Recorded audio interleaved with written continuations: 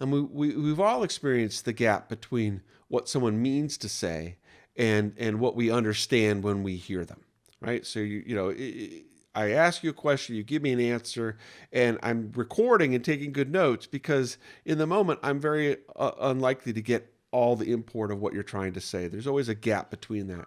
But there's another less appreciated gap that I first heard articulated by Adele Goldberg at an OOPSLA back in the 90s.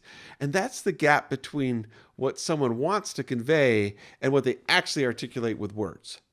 Because we all have Yeah. a complex understanding of the world and our ability to then articulate that. Some people are better at it than others, but it's definitely a barrier in terms of what we do. Yeah. Or they might be better with words, but they actually just they're more eloquent and more convincing, but they need something where they can all look at it and agree together, which Yeah, is why models are so important. yeah, exactly. And this picture from Jeff Patton, books user story mapping, so aptly describes it that I use it quite a lot.